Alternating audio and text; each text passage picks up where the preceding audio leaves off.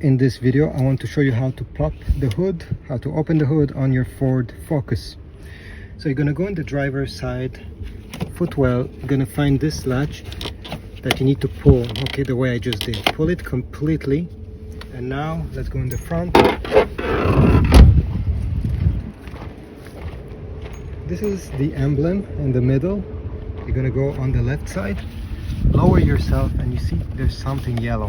You need to push this yellow thing towards the right side and at the same time lift the hood.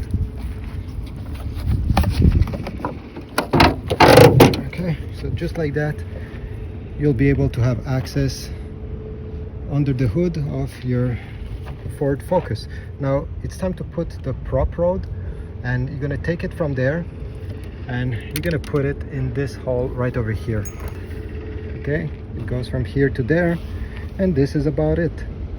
I hope this was useful. If so, please leave a like, subscribe, and I'll see you in the next video.